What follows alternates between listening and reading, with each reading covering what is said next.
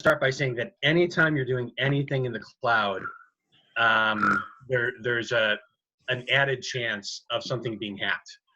It's just part of the nature of the beast. No matter what tool we're using for video conferencing or even sharing email or anything like that, once it goes beyond the walls of our network, then there's always some kind of chance that something can get hacked.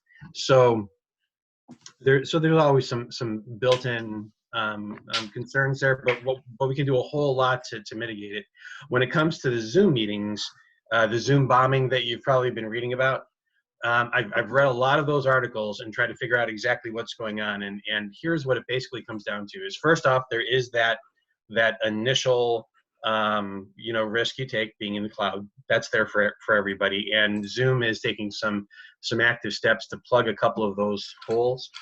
But that's not the majority of the stories that I've read. Most of them have come down to a couple of different things. One was that it had to do with some virtual classrooms being held at the high school and college level, and what happened was that the teacher wound up using their personal ID for every meeting that they had, and the students, being students, figured that out and then realized that they could bomb her meeting no matter what was going on. And so what would happen is that she'd be doing her lecture and they started to put pornography on the screen for everybody else in the class to see. That was fun.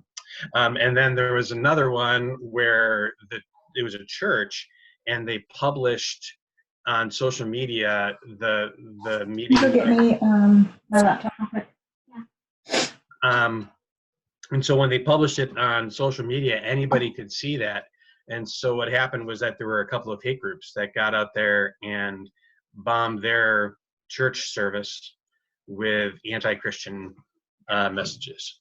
So it's in those cases, it was really something that that the stuff that we're going to teach you today will help keep you from having those issues happen. And then the final thing that I saw was that there is a specific hack that happens on Apple computers, but first off, we're not on Apple computers. Some of us might be logging in with an Apple, but as a system, we don't have those. And then the second thing is that you actually have to be physically there to do the hack. So it's really not much of a threat. So what we wanted to do, Ann and I have put together a list. Mostly Ann with my help there, and then we just want to go through the list, talk about the things that you can do to keep your meeting safe, and some other just basic ways of handling Zoom and making it be a really good platform for you. So as we go along, if you have any questions, you can just unmute yourself and ask the question, or you can send a message to us in the chat. So for instance, right now I've got one from Charity that asks if I have a green screen. No, it's not a green screen. What I figured out was that if you light yourself from the front and you keep the rest of your room dark, it has the same effect. So it's about contrast. So there you go. First question answered on how you create a nice background. Okay. Ray, give me just a second. I'm going to mute everybody, and then we'll unmute you so you can talk, because we're getting just a little bit of background noise. Sure. Maybe. Something else that we've discovered,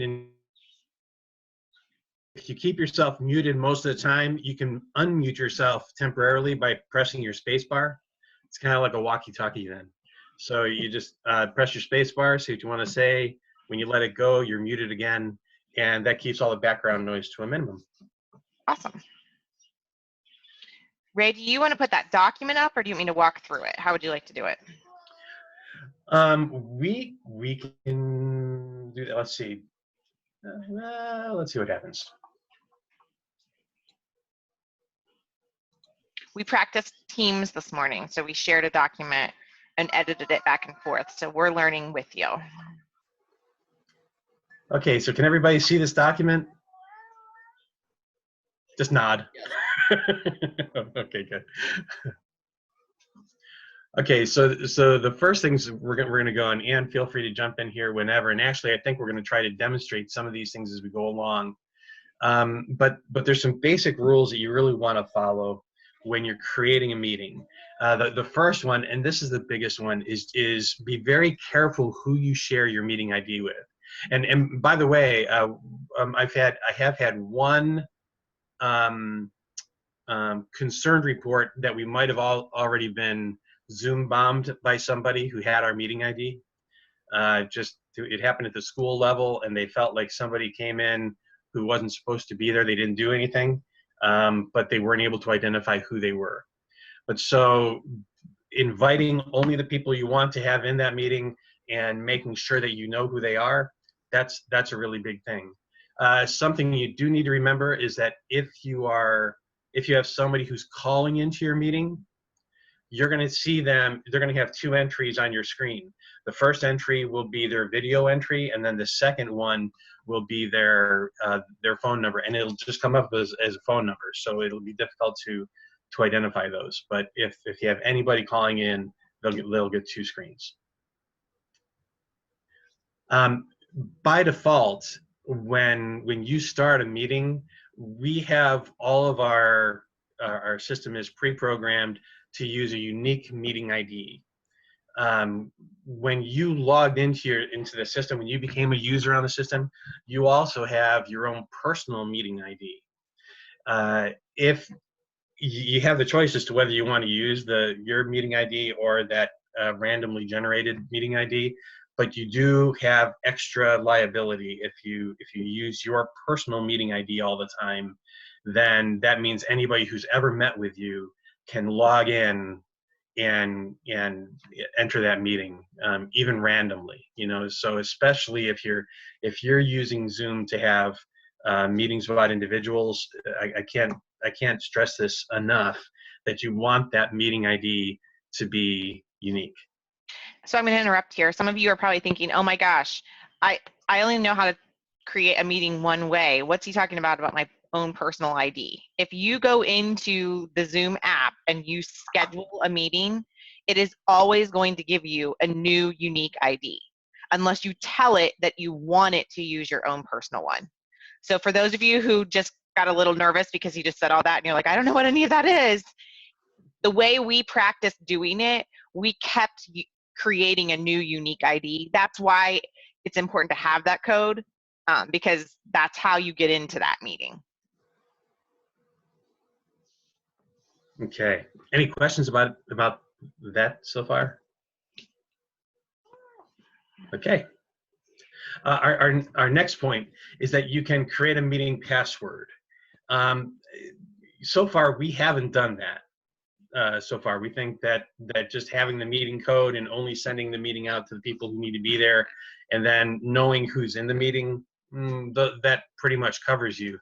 But if you're having a really sensitive meeting, that you want to make sure that no one is in that meeting other than the people who have information that's really unique to that group, that would be a good time to establish a password when you set up the meeting.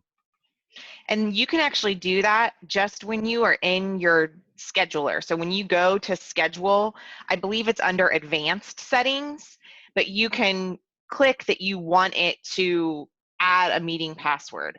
My only caution would be, and Ray and I talked about this a lot, we're just getting people into using this. So if it's somebody who's never logged into Zoom and then you want them to have a 9-digit number plus another 10-digit number, it's a lot for someone new to handle. So just kind of be cognizant of who you're sending those links to. Not that you don't want to have it be private, but just you don't want to overwhelm that user, especially if it's not somebody who's doing it on a daily basis like we are. Yeah, and my thing would be there, for me, this would be a meeting that would be really, really sensitive. Let's say we're talking about somebody that we're going to have to move to a developmental center for behavioral reasons or something like that, and you want to make sure that this discussion is really, really private, but it's going to involve some people from outside the agency. That would be a good time to think about using a password. If it's internal, there's other ways we can do that and make it really confidential. But if we're doing it with a bunch of people from outside the agency, and you want to make sure it's really, really locked down, that would be a good time to do it. Okay.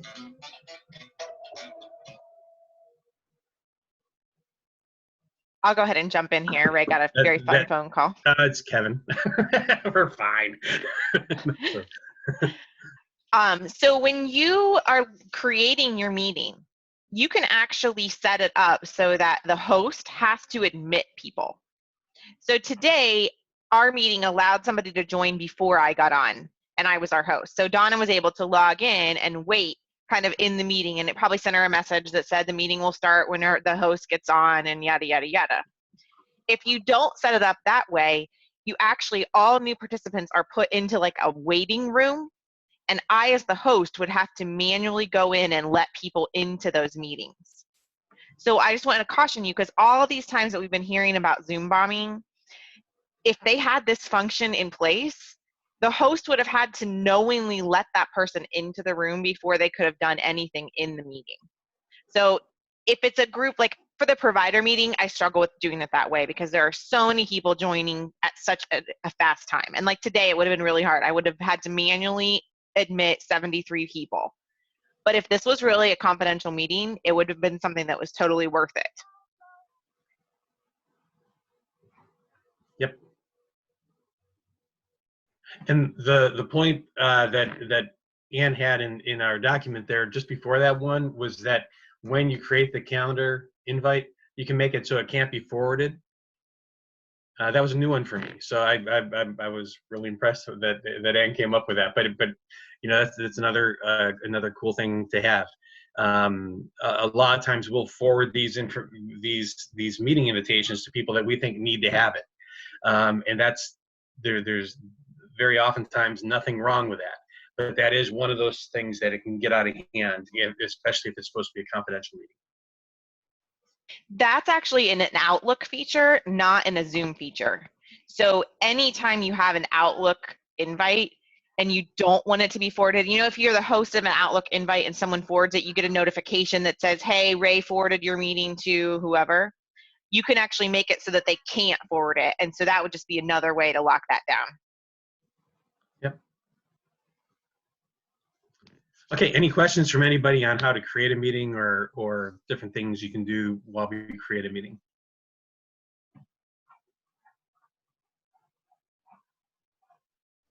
Can we get a copy of this sheet so we can print it off? You bet. Thank you. Okay, let's move on to in a meeting, and I want to preface all of these things we're going to tell you what to do in a meeting, because the host has an incredible amount of authority while the meeting's going on. That's the good news. The bad news is that if you're the presenter and the host in the meeting, you've got a lot on your plate. So if you're primarily responsible for doing all the speaking and you're hosting as well, you're not going to be able to monitor a lot of what's going on. So if you're doing the speaking in a large group online meeting, I really highly recommend that you do what Ann and I are doing today, where I'm doing some of the speaking and Ann is actually the host. So Ann can come in here and monitor how many people are there and has a lot of control over the people who are in the meeting. Whereas, if I was doing all that by myself, I probably wouldn't be able to do as good of a job. So feel free to recruit somebody, including Ann or me, if you're going to have one of those meetings and you feel like you need somebody just to be the AV person for the for the meeting. We're happy to serve in that role. Okay, so Ann, you want to go ahead and start presenting some of the stuff as a host? Sure. So if I as the host right now, hang on just a second, I got to get my 2-year-old to be quiet.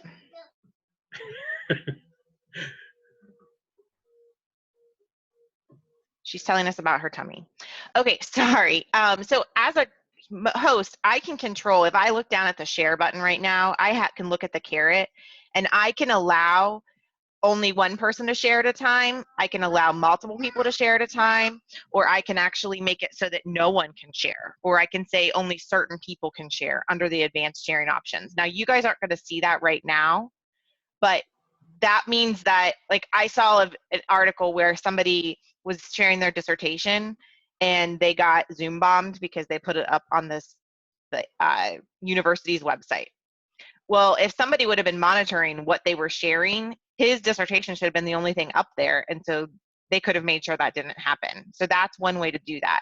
Now, for Ray and I's today, Ray's sharing his screen, even though I'm the host. So I could actually list just that he's going to do it, or that multiple people are going to do it. You can really control however you want. You can also stop the share screen for someone else. So if Ray is sharing his screen and I don't want him to anymore as the host, I can make it stop and put something else up there, or I can take over. So you have a lot of power with the share portion of that when you're doing that. Sounds. Maybe if you are hosting a meeting by yourself and you want to know if somebody's coming in later, under the chat function, there's a section that says more with a little caret. As the host, I can control sounds. I can control if people can see me or if they can chat. So if you don't want people to talk at all, you can say that. If you only want them to be able to talk to you or the group, you can say that too. But you also can control if there's sound. So if you want to know if somebody's joining the meeting partway in, you can do that. So I was thinking, the ISCs had a meeting with New York, I think last week, where people were logging in at different times. If they were trying to run that all by themselves, they might want a doorbell to ring when the next ISC came in so that they would know that they wanted to adjust that. Early intervention has talked about having families log in at different times. That doorbell feature, that sound feature might be a good option then. When we had our monthly mingle last week and I couldn't figure out how to turn the sound off, we had 78 people logging in, and every time someone opened the window or closed the window, there was a sound. That was a little annoying. But so there's times and places where that feature can be good or kind of annoying. We kind of already talked about where you're saving it. So I'm recording this right now. And when I hit record, I was able to say, do I want it to the cloud or to my computer? And so I'm saving it to my computer because then I know exactly where it's saving. And this kind of brings up one of the other issues that they did find with Zoom, is that Zoom doesn't sell the information that it gathers, but it does have some partnership agreements, and one of them is with Facebook. And so there's been some concern that any publicly hosted meeting, that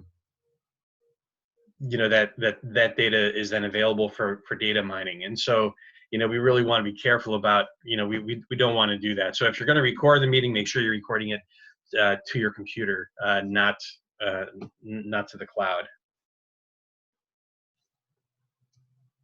You also could make a recording of the chat function as the host. So if you wanted to be able to see what was discussed later, or if you're having kind of a private meeting and you don't want to have to put it all in an email or something like that, you can record that, and so then you can look back at that later too. Yeah, and this was one of the other things that was a complaint that was made during all the Zoom bombing reporting, is that private conversations are not, so when you chat on Zoom, you can chat to the whole group. You can also chat to one specific individual. And what happened on several situations is that two individuals were conversing about the host. Stop. Please stop. Sorry. Just gonna break the computer. But so people were chatting about the host and not in a very good way. And they thought that was a private conversation right up until they saw the recording. And all those private conversations were recorded as well. So understand that that's a feature of the software. So be kind and when you're doing private chatting. So watching the mute feature is so that you didn't have to hear me yell at Rosie for trying to break my computer would have been a good thing. So you as the host can control people's mute functions as well. So I muted everybody. If I wanted to unmute everybody, I could. If I wanted to unmute just someone, I could. And then you guys have that authority as well. So this next one, when you're hosting, you also have control over whether people can share files. This is a huge one because so sharing your screen is one thing, but there's actual additional vulnerabilities if we allow somebody to share a file with the rest of the group. And so generally speaking, we're staying away from sharing files at all.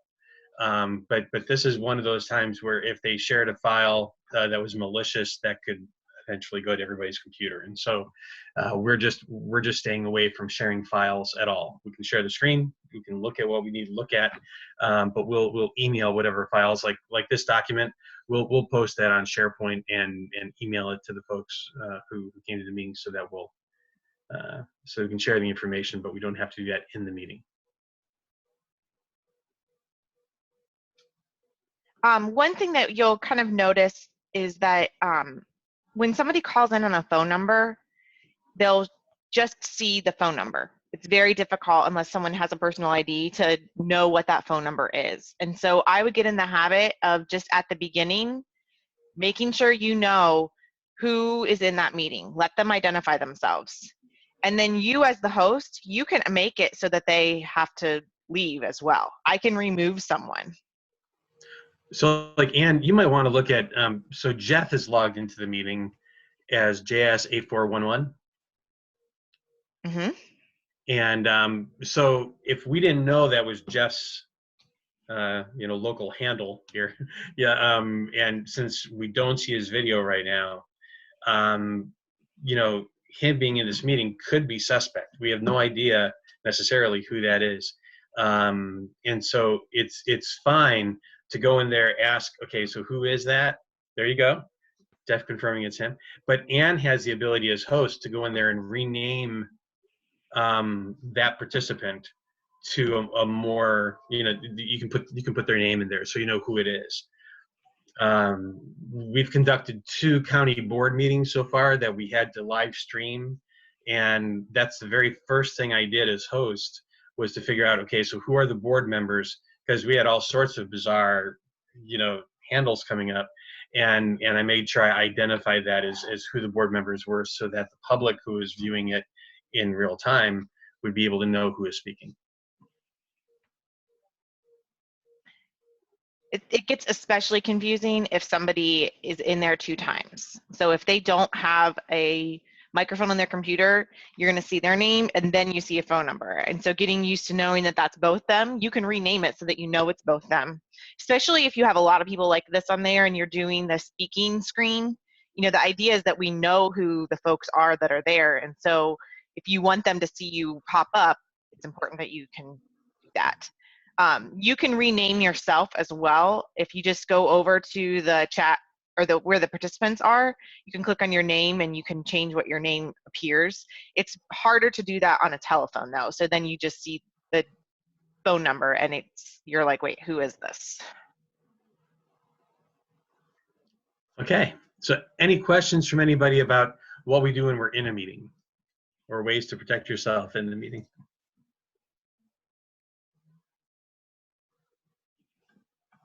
I guess silence is a good thing. I guess. Okay. And I can't see the chat while I'm sharing, so you might want to. The only thing that was brought up is that just helping people remember with mics and sound that even if you have your mic on, or excuse me, if you have headphones on, it's still picking up ambient sound. I attended Lorelai's interview via Zoom, and I was in Starbucks, and I remember Ray asking me, even though like I felt like it was just me and my headphones, asking me to mute it because he could hear the Starbucks Frappuccino machine in the background. So even if you are on the phone with headphones on doing your Zoom meeting, if people are in the background or your 2-year-old is trying to unplug your computer, they're still going to hear that unless you're muted. Okay. So I just had a couple of other points that I wanted to make about Zoom meetings in general and some other options that you have.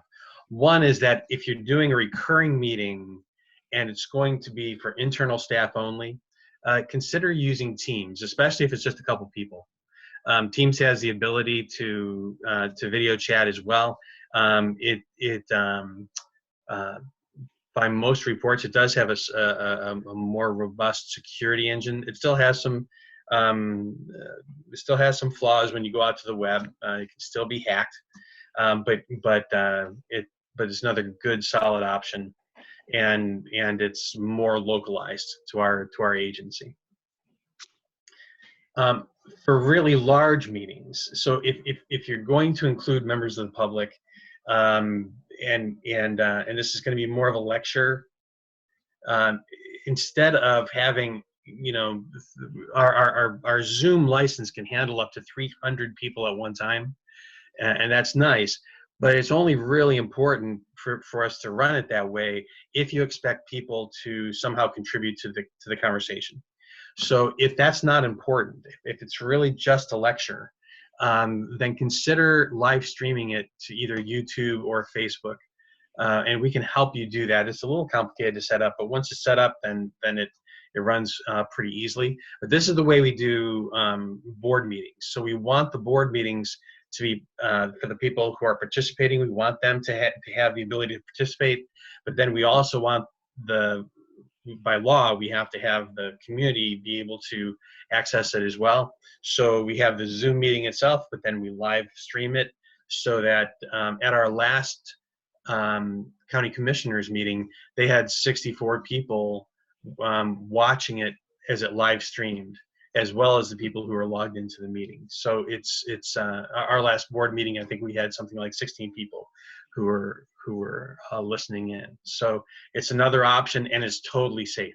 So in that case, we can publish the address of the YouTube meeting or the Facebook Live meeting, and there's no real security issue there. So for example, we're going to post this recording onto YouTube in a little while once it's done and does its thing, so that people can go back and view this again. That's going to be a much more private, no one's going to be able to get in and adjust it or make any changes to it then. Ray, we have a couple questions from the audience. If you're doing teletherapy, how locked down would you suggest it? So teletherapy, first off, you're going to know if you've got anybody else coming in. So what I would do for a teletherapy session is I would make it so that the host has to approve everybody coming into the meeting. It should just be that one family, and you should be good to go. And that would make it very, very secure. And when you say a big group, what's the minimal group you consider for a large meeting on Zoom versus Teams? For me, it's not so much. For Zoom versus Teams, we haven't really tested Teams as far as how many people can be on Teams at one time. I've had up to 4 so far, and that's worked well. So I can chime in here. We had, I think, 7 or 8 of us at the Resiliency Builders meeting. Teams will only put 4 people's faces on the screen. So it will rotate who's talking, but 4 people are, and then it shows yourself in the bottom right-hand corner. So if it's important for you to see everybody's faces because you're making that connection, maybe you're having a team meeting to look at an ISP or something like that, and you do want to see those faces, I would definitely go for Zoom. And for people outside of the community or in the community, Zoom's going to be your option. If it's a meeting internally where Carissa's going to teach us all how to use the Teams Wellness app, Teams is perfect for that. Yeah. That's a great response. And I don't know if all of you heard this at the beginning, but seriously, we've come leaps and bounds so far. And so I don't want you to be frustrated as we're learning all this.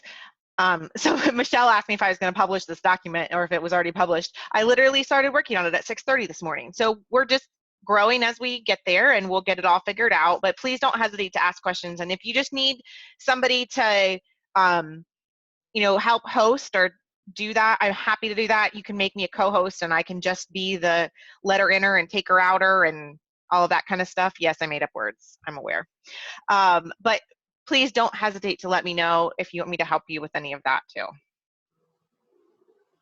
Yeah, so I just got a private message from Ned saying you can do more, which I'm assuming he's saying that we can have more people on Teams, and that doesn't surprise me. I think Teams is Oh, yeah. probably pretty robust. Ned is our local expert on Teams, and so if you have a meeting that you want to have and you think Teams is the right way to go and you have some questions, he's another good resource for you. I think Teams you can have upwards of a couple hundred as well. Yeah. Okay. Do you have any other Zoom questions in general or questions about the privacy issues? I appreciate the information about kind of how to make this more private and safe. But so I have a question just on how do I get these cool pictures up? I want to make sure, I see Carissa, and when she takes her picture off, there's a picture of Carissa, and maybe I can find a good one of me or my dog. But, and then how to put the background on. If you don't mind, for anyone who's interested, could you kind of tell us how to do that? No, I'm sorry. Those are deeply held secrets. No. So changing your default picture is part of your profile. So if you log in without being in a meeting, and you click on the profile, and I can't remember exactly how we do that from that interface, and maybe you've done that more recently, but so you can change your default background picture. So mine right now, if I turn off my video, it'll be an American flag. So I think that you're doing that just in the app. So when you pull the app up, you can go to settings, or you can see your initials and you can click on your initials. And one of the drop-down options is literally to change my picture. I have not done it yet either. It drives you to the website, but it's all the same information. And so you can put your picture up there. And it lets you pull from your Active Directory or upload a picture. So. Yeah, there you go. And then the other one, if you move your mouse around, there's a little caret, little upward arrow next to video, your video icon, the bottom left-hand corner of the screen. At least it is on my machine. If you click that caret, you'll see choose virtual background. And when that comes up, you can see a bunch of pre-made pictures in there. You can also load in pictures. There you go, Wendy. So I will caution you with that because I've done some reading on why we look like aliens sometimes. It's all based on kind of the backlighting and what you have behind you. So the more solid and plain an area, the better the background is going to go. We don't have quite sophisticated enough cameras on our computers to do everything, and so that's why sometimes people look kind of alien-y. But Ray's office, because it's white in the background, works perfect. He doesn't even have to have a screen behind him. If you are going to do a lot of meetings, or like you're going to do, I don't know, trainings of other sorts. I've seen people, like Capital just posted for all of their students, they made Capital backgrounds for them because they're doing Zoom meetings. So you can have like the arch, you can have the logo, you can have all kinds of things. And a green screen you can get for not a lot of money on Amazon, and it is considered like needed for your home office. So if you decide you want to order it, it should come with Prime. I sound like I work for them. But it does allow you, so like I have a window behind me, it would not work for me. But if I put a green screen behind me, I could put it up. The window behind me is what I'm using, and the light coming in keeps looks like it. And I'm just going to channel Beth Seifert for a second here and say that even though it might be considered essential from an Amazon Prime standpoint, it's probably not something that we're going to cover. Oh no, I definitely didn't mean that the agency was going to cover it. I meant that it might still get shipped. But it will get shipped. The thing that I found recently is that, so I've got a window right in front of me, and so having front lighting is really important if you want to have a background like that, because it's about contrast and all that. So that's all the important things. These are really important. Yes. So something you might notice is that my background is moving. You can import either a picture or a movie on the background. So And then There's some of a- us haven't taken time. There's a touch up your face part too, so it Yes, makes there you is. a little bit glowy. Yeah, and that's by default, that's on, which means that I look uglier than this.